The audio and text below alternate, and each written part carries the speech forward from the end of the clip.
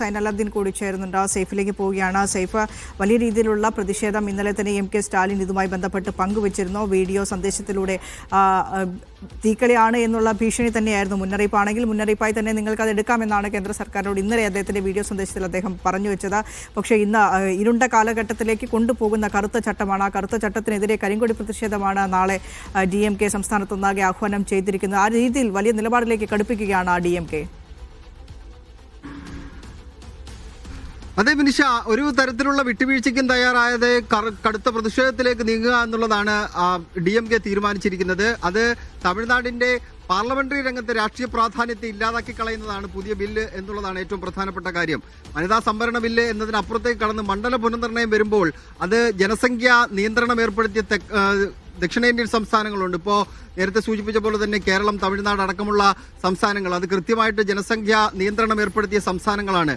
പക്ഷേ ഉത്തരേന്ത്യയിലേക്ക് പോവുകയാണെങ്കിൽ അങ്ങനെ നിയന്ത്രണം ഏർപ്പെടുത്താത്ത സംസ്ഥാനങ്ങൾ ഉണ്ട്. അതുകൊണ്ട് തന്നെ കൂടുതൽ സീറ്റുകൾ ലോക്സഭയിലായാലും മറ്റ് നിയമസഭയിലായാലും എല്ലാം കൂടുതൽ സീറ്റുകൾ ഉത്തരേന്ത്യൻ സംസ്ഥാനങ്ങളിൽ വരികയും ഇവിടെ ഇന്ത്യയുടെ വളർച്ചയ്ക്ക് വലിയ പുരോഗതി ഉണ്ടാക്കി കൊടുത്ത തെക്കേന്ത്യൻ സംസ്ഥാനങ്ങൾക്ക് അത്രയും പ്രാധാന്യം കിട്ടാതാവുകയും ചെയ്യും. ജനസംഖ്യാനുപാതികമായി അങ്ങനെ ഡിവൈഡ് ചെയ്യുമ്പോൾ പാർലമെന്റ് മണ്ഡല പുനർനിർണയം, ലോക്സഭാ മണ്ഡല പുനർനിർണയം നടത്തുമ്പോൾ ഉത്തരേന്ത്യയിൽ എങ്ങനെയാണോ മറ്റ് സംസ്ഥാനങ്ങൾക്ക് കിട്ടുന്നത് അതിന് ആനുപാതികമായി തെക്കേ ഇന്ത്യയിലെ സംസ്ഥാനങ്ങൾക്ക് കിട്ടില്ല, സീറ്റുകളുടെ എണ്ണം കിട്ടില്ല. അതുകൊണ്ട് തന്നെ ഉത്തരേന്ത്യയിൽ കൂടുതൽ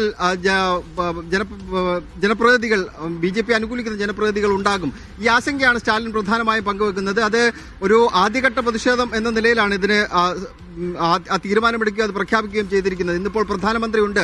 പ്രധാനമന്ത്രി വരുമ്പോൾ അദ്ദേഹത്തിനോട് എന്തെങ്കിലും തരത്തിലുള്ള പ്രതിഷേധം സംഘടിപ്പിക്കുമോ എന്നുള്ളത് നോക്കിക്കാണേണ്ട ഏറ്റവും പ്രധാനപ്പെട്ട കാര്യമാണ്. ഏതാണ്ട് ഒരു 2 മണിക്കൂർ നേരമാണ് നാഗർകോവിലിൽ അദ്ദേഹം റോഡ് ഷോയിൽ പങ്കെടുക്കുന്നത്. നാളെ എല്ലാ വീടുകളിലും പൊതുസ്ഥലങ്ങളിലും കരിങ്കൊടി ഉയർത്താനുള്ള നിർദ്ദേശമാണ് MK സ്റ്റാലിൻ നൽകിയിരിക്കുന്നത്. തെരഞ്ഞെടുപ്പ് പരസ്യപ്രചരണം അവസാനിപ്പിക്കാൻ വേണ്ടി ഇനി 6 ദിവസം മാത്രമാണ് ബാക്കിയുള്ളത്. അതിനിടയിൽ കിട്ടിയ വലിയൊരു രാഷ്ട്രീയ വിഷയം കൂടിയാണ് ഇത്. അതുകൊണ്ട് തന്നെ ഇതിന് കത്തിച്ചെടുക്കാനുള്ള രാഷ്ട്രീയ തീരുമാനം DMK എടുത്തിട്ടുണ്ട്. അതിന്റെ ഭാഗമായിട്ടാണ് വലിയ പ്രതിഷേധത്തിലേക്ക് നീങ്ങാനുള്ള തീരുമാനം കൂടി MK സ്റ്റാലിൻ പരസ്യമായി പ്രഖ്യാപിച്ചിരിക്കുന്നത്. ഇത് തന്നെയാണ് ഏറ്റവും പ്രധാനപ്പെട്ട ആശങ്ക. ഇന്ത്യയുടെ പുരോഗതിക്ക് വലിയ സംഭാവനകൾ നൽകിയിട്ടുള്ള സംസ്ഥാനങ്ങളാണ് തെക്കേ ഇന്ത്യൻ സംസ്ഥാനങ്ങൾ.